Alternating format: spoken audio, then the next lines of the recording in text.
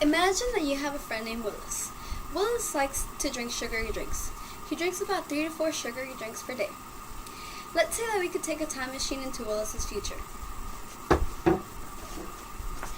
Willis is standing and is trying to look at his feet, but notices that there is excessive amount of body fat impeding him from looking at his feet.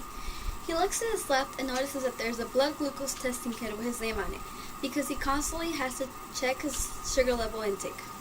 He looks to his right, looks in the mirror and notices that his teeth are falling apart. Willis is upset, but does not believe that his consumption of the sugary drink had anything to do with this. Now, let's put this hypothetical story of Willis to the side. My goal in these few minutes is to simply give you more information on the sugar-sweetened beverages so that you will have a better understanding of how to combat them. My name is Blanca Leyva, and after doing severe research on the sugar-sweetened beverages, through scholarly peer-reviewed articles, I want to provide you with helpful information that will help you relate to the sugary drink problem and will help you see the growing epidemic that we are experiencing in the United States, and the world for all that matter. Today, in talking about the sugar-sweetened beverages, we'll begin to discuss the health and then we'll finish with the tax. Let's begin to discuss the health problems. Like Willis, many people do not believe that there is a link between the sugary drinks and their health problem. Today I'm here to tell you that those people are wrong, and that evidence proves that a link does exist, and that the people not willing to accept this information are either not open to new information or are taking part in drinking the sugary drinks. In fact, through his collaborative work, Dr. McCannon, affiliated with the Department of Medicine from the University of California, San Francisco, emphasizes that current evidence suggests that the higher consumption of the sugar-sweetened beverages, also commonly known as SSBs, are associated with excess calorie intake, which leads to weight gain and an increased risk of obesity. Not to mention that the consumption of the SSBs also appears to have a risk on diabetes, hypertension, coronary heart disease, dental erosion, higher blood pressure, and a higher risk of getting a stroke. And if this isn't enough for us, in the American Journal of Clinical Nutrition, Dr. Adam Janowski, the head director of the Nutritional Science Program, addresses that the consumption of the sugar-sweetened beverages shows overwhelming evidence of the link to the rising rates of obesity in the United States. As you can see through this evidence, the consumption of the sugar-sweetened beverages is not only linked to obesity, but to other things such as diabetes and cancers.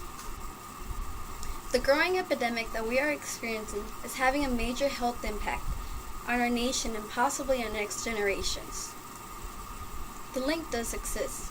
This is real. With this in mind, now that you understand the health, let's move on to discuss the tax. If there is a sugary drink problem, people want to find a solution to it, but will disagree when health experts and policymakers propose the soda tax because they do not believe that the tax would benefit our nation.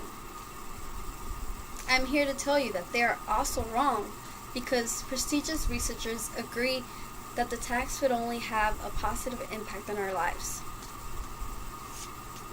In the New England Journal of Medicine, Dr. Baumwoll explains that the taxation of the SSBs is possibly the best strategy to not only reduce the intake of the sugar-sweetened beverages, but to improve the nation's nutrition, generate revenue to combat the health problems, and recover from medical and insurance costs.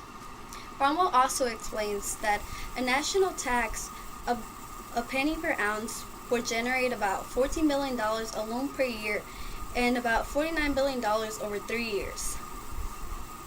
And if that isn't enough for us, in the American Journal of Public Health, Professor Powell from the University of Chicago addresses that state and local legislators have proposed taxes that range from 1 cent to 2 cents per ounce, which would increase the price from 20 to 35% of the original price, which would impact our economy significantly. The tax would only have a positive impact on our lives. Today, in talking about the sugar-sweetened beverages, we begin to discuss the health and we finish with the tax. My goal in these few minutes was to simply give you more information on the sugar-sweetened beverages so that you will have a better understanding of how to combat them. You heard me talk about the link that is associated to the health problems, and that attacks would possibly be the best strategy to combat these problems. Now, let's go back to Willis's hypothetical story. If we don't do something to solve this problem, this hypothetical story could become a reality in someone's life. Will you let that happen? Support the text.